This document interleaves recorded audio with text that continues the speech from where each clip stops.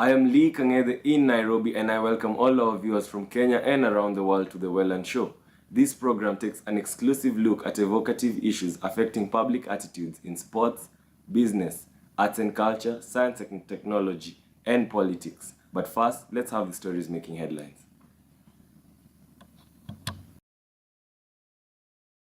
Italy is in a fresh crisis after President Sergio Mattarella refused to appoint Eurosceptic Paolo Savona as the economy minister. Mr. Savona is backed by the country's prospective Prime Minister, Giuseppe Conte, who was picked as a compromise prime ministerial candidate by the populist coalition hoping to form a government. In other news, Ireland voted to overturn its constitutional ban on abortion in the latest example of how the traditionally Catholic country is embracing a more liberal stance. More than 60% of Irish voters chose to repeal the Eighth Amendment, which has effectively banned abortion in the nation since its passage in 1983. The amendment stated that an unborn child has the same right to life as the pregnant woman. This law, however, did not have any exception for cases of rape, incest, or fetal abnormalities. And Liverpool's Mohamed Salah lasted only 30 minutes in the long-awaited Champions League final. This was after he suffered a dislocated shoulder after the challenge from Real Madrid's Sergio Ramos. The game ended 3-1 in favor of Real Madrid.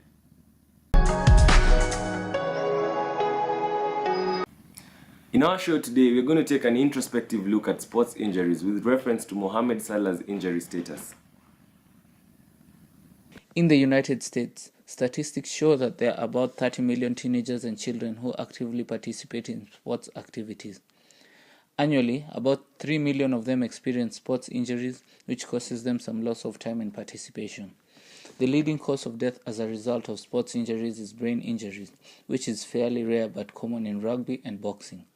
Sports injuries require time to fully recover, therefore enough time should be accorded to them to heal. A study in 2010 found that athletes with severe sports injuries would display high levels of post-traumatic disorder. It is therefore important that sportsmen take great precaution with their bodies as well as they properly get diagnosed and treated when injured.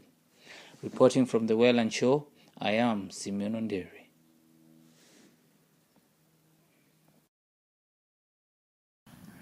Join our conversation by commenting on our social media handles at The Welland Show on Facebook, Instagram, and Twitter. And we have a tweet coming in, and I see Peter Mwaivu says that the government should be more vibrant in fulfilling its promises of better healthcare, fields, and sports facilities. By so doing, at least 30% of sports injuries will be eliminated. Thank you so much, Peter. I agree with him that indeed, if we have better services and better sports facilities, then some of these injuries that are caused as a result of the poor state of the fields and our facilities are going to be eliminated. I'm joined live by my correspondent Simeon Onderi, who is on the ground and will tell us more about sports injuries. Simeon, can you hear me? I can hear you, Kamal. Thank you so much for joining us in studio, and I'll just ask you a few questions. So what kind of rehabilitation do athletes in sports undergo to ensure that their careers are not ruined by long-term injuries? Some of these sports injuries are long-term, and if they're not treated well, they can ruin an athlete's career. Some of the therapy that these athletes may undergo after an injury is things like physiotherapy. This is where the part that is injured is taken care of through things like massage, and maybe a doctor might look at it and recommend some exercises. Another way of therapy is things like water therapy. Water therapy is like swimming. As you know, water helps in a lot of things. Water helps to heal wounds, and through swimming one helps to exercise the muscle slowly by slowly, and thus it recovers. Another way is through workouts in the gym. This is by placing some bit of pressure in the muscle, and after that pressure is placed on the muscle, this helps the muscle to recover slowly by slowly, and that will help an athlete go back to the field as soon as possible instead of ruining their career. And what are the most essential services to have during matches to help in ensuring that immediate injuries are dealt with? During matches, I think first the team should provide the first aid kit, which is the most basic part of the team kit, as in so that when players are injured, these small injuries, they can be dealt with. And another thing is the players should ensure that they carry their medical cards for those who have. This is because there are some injuries which are massive and they need to be taken care of by the hospital immediately. So when one is taken to the hospital, instead of rushing to pay bills, one can just produce their hospital card. The other thing is ambulances. Most of the matches in Kenya, they do not provide ambulances for the players who are injured, and this is because that they think that we as Africans can just heal just like that by applying pain balm or things like that. So these three things are very essential so that they ensure that when players are injured, they can be treated immediately on the spot. For injuries like dislocations that happen in between matches, is it wise to deal with them on the field or off the field? What I was advised by the doctor is once you get a dislocation, it is wise for you to stop playing and let a medic look at it and let them just deal with it, because you might try and return it to the spot it was and you might injure some blood vessels or even injure your ligaments to a worse than it would ever be. So just to be safe, just let a medic take care of it. Lastly, Mr. Onderi, what advice would you give to athletes to ensure that they keep safe from injuries? My first advice to athletes is, first of all, play safe. For an athlete to ensure that they have a long-term career, you have to play safe. When you're playing with teams that do not know what they're doing, just try and play safe and do not play their game. Another thing, when an athlete is injured, do not rush the injury. What most of us athletes do, me being one of them, but I stopped, is we normally rush injuries. We want to get, let's say you're hurt today, you want to recover in the next 3 weeks, and the doctor has stipulated you to recover in the next, let's say, 8 weeks or to 16 weeks. Just follow the doctor's advice. Eat a proper diet and ensure that everything goes according to plan. If you've been advised to do therapy, just do the therapy until it ends, and once you've recovered, then you can go back to the pitch. Thank you so much, Onderi. Thank you. Join our conversation by commenting on our social media handles at The Welland Show on Facebook, Instagram, and Twitter. And Rene Wangari on Twitter says that my son broke his collarbone while playing rugby for his school. I only received a call from the school asking me to go and collect my son as I pay the outstanding amount of money that had been left. I told him if I ever see him go to the field again, atanijua hajui. Rene Wangari, a bit of a funny story there, but I think you should let your son play the sport. If it's something he loves doing, then you should then allow him to play the sport once he recovers. In our discussion today, I'm going to be joined live by Mr. Maurice Masiga, who's the former KUSA Nairobi chairman, as well as the Daystar Sports Director. Thank you so much, Mr. Masiga, for joining us. On to my first question, Mr. Masiga. What are the common sports injuries? We categorize sports injuries in different sections. We have, hard bone injuries. We have soft tissue injuries. We all call them musculoskeletal injuries. Yeah, the most common would probably be sprains and strains. Sprains usually happen around joints. Strains are usually either on muscles or on big bones. Yeah. What would you attribute to be the reason for the cause of these injuries? Several causes can be attributed to injuries. The most common will be the surface on which one is running or playing a sport. If the surface is not good, if the facility is not adequate, then you'll find that the injuries that one gets are very common.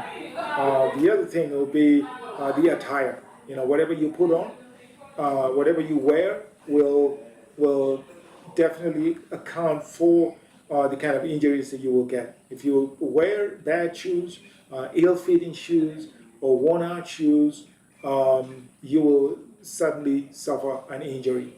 As a sports director, what would you say are some of the measures you take when a player is injured? First, you have to think about the first things that you must do. The first aid is critical. Before you evacuate the injured person to a higher facility. We usually talk about rice. Some people call it price, depending on where they're from and depending on what their training is.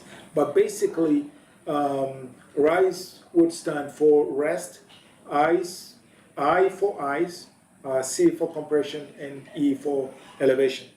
That is the first aid that you would give an injury before you upgrade the facility to which they go for care. Yeah, advanced care. Yeah. I'm also joined live by Kevin Muller, who is a medical practitioner working with Bliss Medical Center. Thank you so much, Mr. Muller, for joining me. So what are the types of injuries? We have two types of injuries. We have acute injuries and chronic or overuse injuries. Acute injuries occur after a traumatic event. For example, we have the ankle sprain, we have the shoulder pain. Those are some of the examples of acute injuries. Then we have chronic injuries. These are the most common type of injuries which occur over time. Let's say, for example, they occur due to microtrauma that occurs to the muscles, joints, or tendons. We have an example of a knee of the athlete. When an athlete uses their knee for a long time during running, such an injury can occur. And to even shoulders of swimmers, they also have such kind of trauma. You mentioned acute injuries. How are acute injuries diagnosed? The acute injuries can be diagnosed just by looking, for example, on how they present.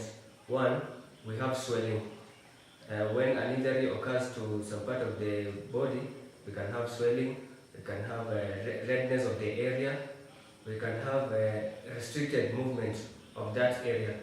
We have pain, which can actually be expressed by the affected person. Those are some of the how we can diagnose the acute injury. What would you say is the treatment for acute injuries? Actually, acute injuries have a very simple treatment. We have a mnemonic RISE. R stands for rest. When a place is affected, we advise for rest. Then we have ice pack, whereby ice pack is placed on the affected area to decrease blood to that area so that the pain won't be there. Then we have C, compress. You can use a roller bandage to compress that area for some period of time. Then lastly we have E. E stands for elevate. The affected area should be elevated so that to increase circulation to that area to enhance healing. Thank you so much, Mr. Muller. Finally, I'm joined by Norman Nandabi, former Daystar Falcons rugby captain. Thank you so much, Norman, for joining us. Oh, thank you. Norman, what challenges would you say you faced as a player when you got injured? The main challenge I could say I faced as a player now, since I'm in school, is trying to get to my normal routine and activity during the day. Like I need to go to class, I need to do assignments, I need to rehabilitate. So it's a bit hard when you're injured and you have to keep doing to keep going through the normal daily activities. And lastly, would you say that proper rehabilitation was done to you to ensure your quickest recovery? If I was to rate it out of 10, I'd give it a 6 because I wasn't consistent because of school, and again with the tree insurance and with the different challenges they kept raising all the time, it was a bit difficult to keep to continue my physiotherapy. But it was good. I could say it will take a long time to get back to the pitch, but the rehab was good. Thank you so much, Norman Nandabi, for that. You're welcome. Thank you. Keep the conversation going. Our SMS line is 102809 and our social media handles are at The Welland Show on Facebook, Instagram, and Twitter. Builder Dochieng says that sports injuries are unavoidable and each and every sport has its own injuries. Players therefore live by faith that they did not get injured just like the soldiers do at war. So I do agree with Builder Dochieng that most of these sports do have their own specific injuries. The injuries vary from rugby to soccer to basketball, and therefore some of them are unavoidable and that players go to the field hoping that they do not get injured. Thank you so much for your comment, Builder Dochieng. Sports injuries have in the recent past led to many promising careers going down the drain. Though there are chances of recovery, most sports injuries often develop into overuse injuries and the players are forced to stop doing what they love most. The government, through the various sports federations, should, however, set aside measures to ensure the safety of each and every sport. The government should help these sportsmen who've just been injured recover by establishing a sports psychology and rehabilitation center. This will go a long way in helping these sportsmen recover. Everything that has a beginning has to have an end. Therefore, as we come to the conclusion of our show today, I have been your host, Lee Kangethe. Remember to like, comment, and subscribe to The Welland Show. Catch us next week, same place, same time.